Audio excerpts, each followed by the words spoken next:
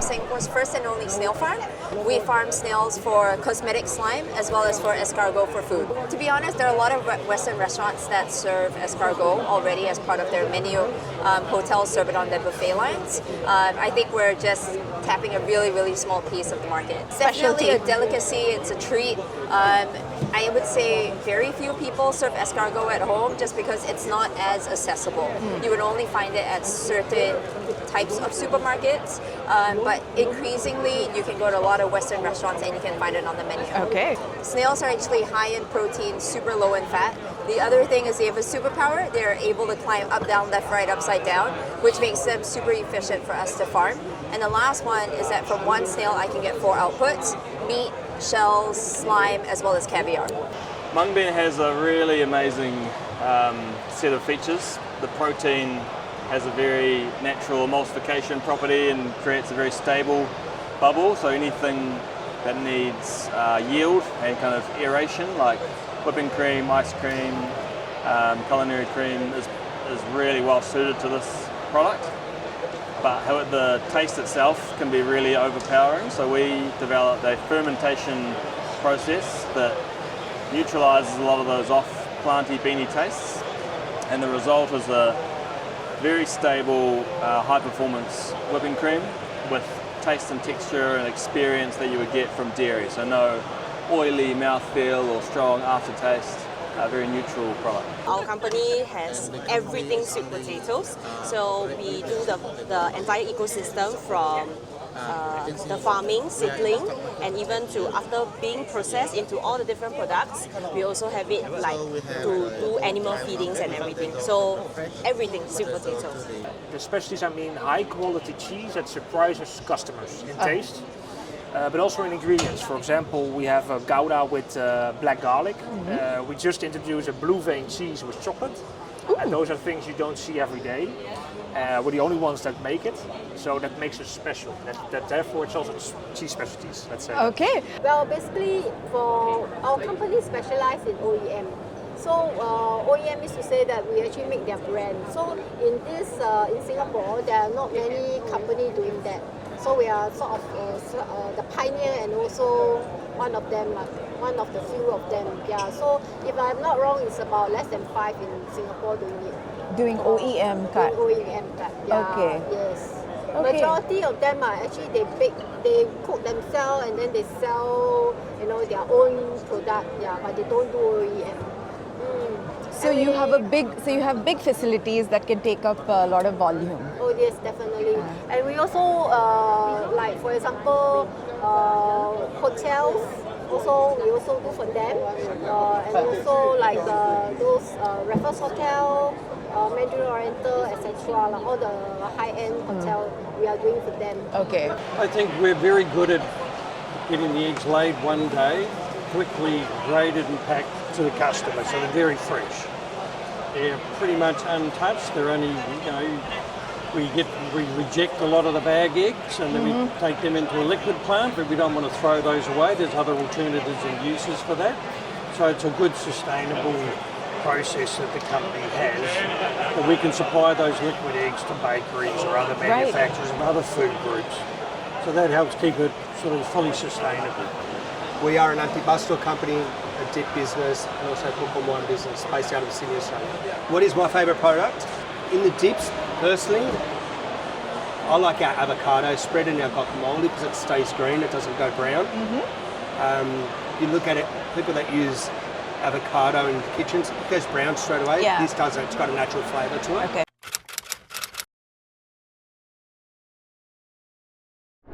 A lot of restaurants actually reuse their shells after eating. So they would put escargot meat back into the shell and serve it to the next person. So it's almost like a vessel or presentation. That snails are an excellent source of protein. It also tastes really good with like herb butter.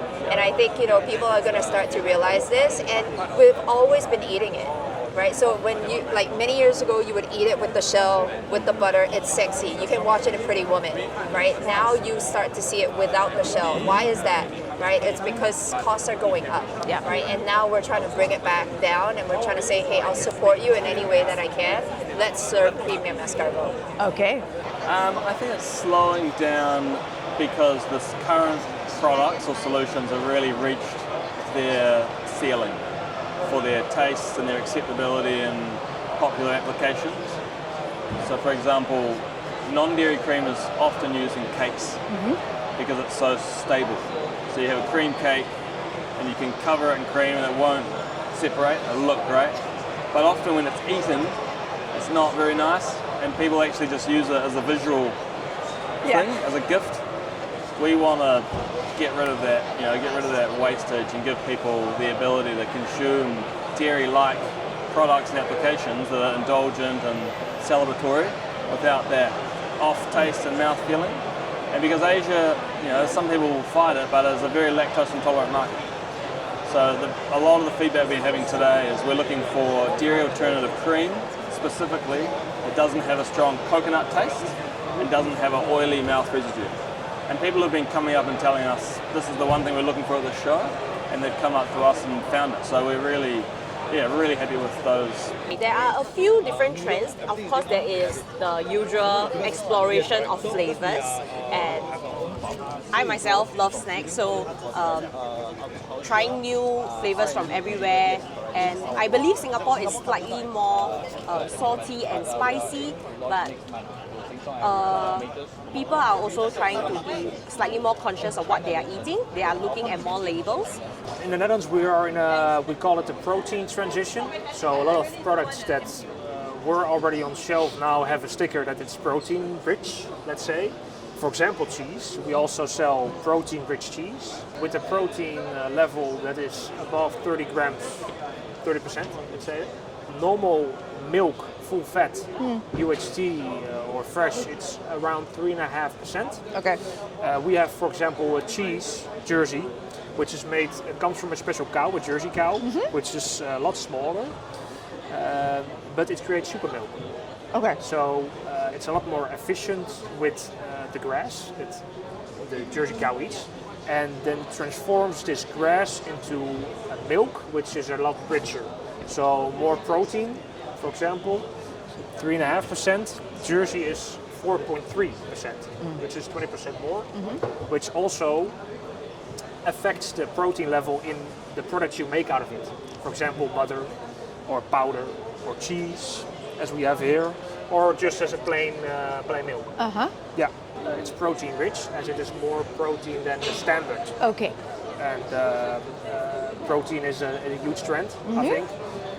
For us, it's interesting, but it's not our main focus. Right. We try to focus on indulgence, and that's about creating moments and about a cheese platter or cheese on a sandwich to enjoy those small moments. And then some we of the have a others. cheese, it's over here, it's called 1,000 days. So we ripen it for 1,000 days at least. That's a cheese which is firm, it has a strong taste, it has protein crystals, it's salty. Young children would not want to eat that. They prefer more the creamy thing, but people with a certain age, they like it very much. Okay. Yeah, they like it very much. So it depends on your specific.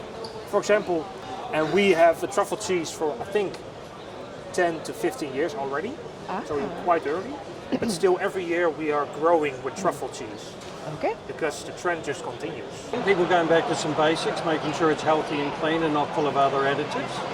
I think egg consumption around the world is building and growing. Different countries have different levels of consumption, but I think there's a number of countries that are having a larger increase in consumption of eggs. They're finding that it's healthy and nutritious. Okay.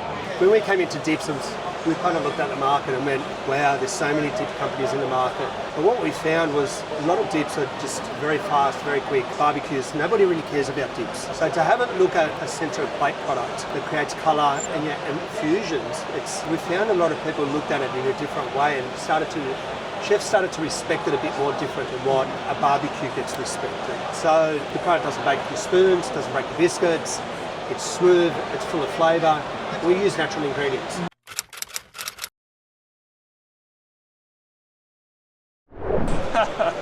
What haven't been the challenges? Finding a manufacturer for this product was the biggest challenge.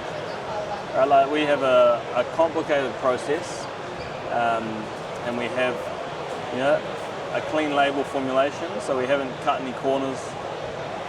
Both of those two things combined has meant that sourcing and manufacturing have been incredibly challenging. So it's taken us most of 2.5 years to solve both of those things, to have consistent supply of raw material and a manufacturing partner that can handle our system. So sweet potato is not that common yet in Singapore, but once we talk about sweet potato, actually there are a lot of people that do steamed sweet potato, just the normal traditional way of eating sweet potato, and they don't realize that there are a lot of other applications for sweet potato in the market, and for those that do not touch sweet potato at all, the challenge is it's so conveniently available like normal chips, so they do not want to try in the first place. In the Netherlands we have a political challenge, let's say. We have a small country with a lot of farmers. We heavily depend on the dairy production, but we also need to make steps as the government needs to make steps in order to meet their certain sustainability targets. And we do that ourselves by switching farmers to organic, or for example Jersey farmers. Jersey is the most sustainable cow in the world. That's how we try to achieve those things. So those are the challenges in the Netherlands. Yes, of course. Go ahead. And the challenges worldwide is a growing population, a growing demand for dairy products. And in order to meet that, we need to be efficient. Right. And that's, I think, the main challenges for ourselves. I find that the youngster now maybe will slowly try to use to it. The older generation are more acceptable, but the younger generation probably not much, but still got the market there. I think they have too many choices to choose already. Yeah, so that's why unless for me, I observe is that if in this family, like within the family, the brought up, the parents also take kaya, the children probably will sort of kind of like follow the parents. But if let's say if it's like a family but it's themselves, then probably they will have so many other choices. Yeah, then probably they will go for McDonald's, the kind of thing. There's been quite a few, and I suppose disease is the main one. Avian influenza has been a problem worldwide, not only in Australia but all around the world. So that's a very big challenge, how to protect the birds and keep them alive and protect them against the diseases so we can have a continuous available supply of them. Yeah. That's probably the largest one. And then we have other challenges within a retail market, what different retailers or customers want. And we're seeing a bit of a move away from the cage system into cage-free, either free-range, organic or barn-laid. And I think that also is having a big influence on the industry as well. We firmly believe there should be all types and everyone can choose their own preferred farming method, whether it is cage, barn or free range. People not wanting to do the hard jobs, so farming could be an issue, obviously with the diesel pricing that's going on. The real work generation to where technology has gone today is a big shift. Okay. So I see that could change, and immediately we all want everything quicker, so can't always do things the way we did.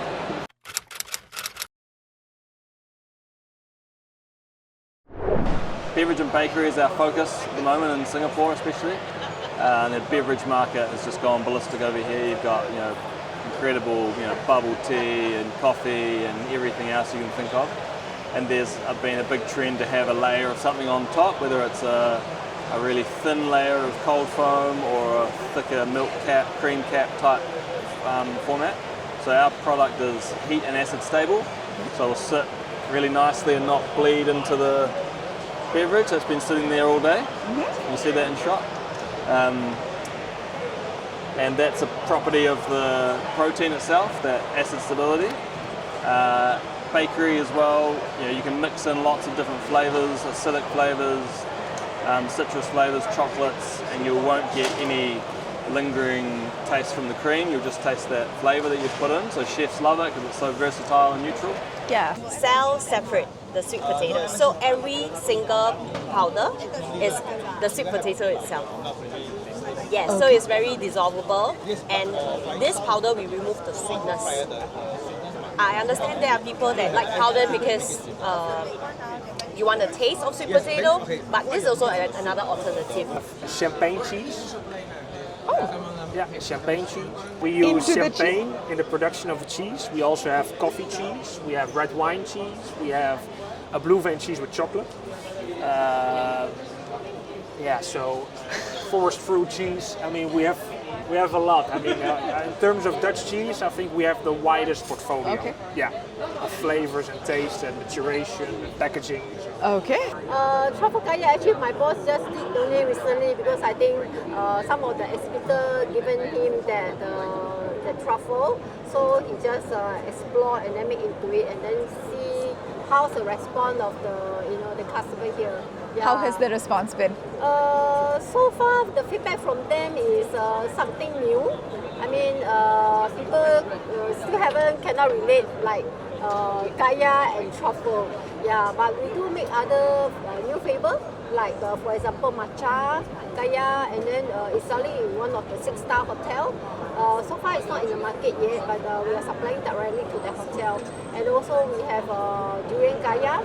Selling in some of the cafe, and also as well as banana kaya. Actually, we try to be sustainable. Even though we're a small farm, we try to create an impact by doing 3 things. The first is we take unwanted outside vegetables from nearby farms and we supplement it back into our snail feed. Not because the snails need it, but I think it kind of spices things up a little, right? The second one is we actually take their unwanted substrate. So after they use it once, they can't use it again. We sterilize the soil and we allow the snails to lay eggs in. And the last one is we use imperfect shells for educational or arts and crafts. We're a leader in sustainability as the Netherlands because we have to. Yes. And we have. That's why we have a strong intrinsic drive to also innovate in that way. So we are, I think, the most sustainable in terms of dairy production because we have to. But that doesn't mean that we should not continue doing that. That's a first. We are also have a daughter company that is in the food ingredients, so cheese as an ingredient into bakery, pastry, and they have a special technique in which they can dry cheese to make the shelf life longer. For example, that's a sustainability thing we can do. And they also are now testing, and we are the first customer that starts with hybrid cheese. That is partly plant-based and partly dairy, and we combine that in order to lower the CO2 emissions. And we are now the first customer that starts, and we're very excited about it because I think it's going to be part of the future. You see the same thing happening with meats, for example, that they do a hybrid version of it. Right. I think that can be the future, but I haven't seen much of that on this show. But in Europe, we are very busy with it. So. Yeah, okay. So we can make a powdered egg, we can make a liquid egg that might turn up into a cake or a biscuit or, sponges, different things like that. So a lot of our vegetables are field grown. So we don't do glass house, we don't do controlled growing. So we're still to the elements of what happens naturally. But you've got a product that is raw. It is what comes off the ground in that aspect. So I prefer field grown product over what is forced grown. So it's all local farming as per season, and most of our majority of product is all Australian.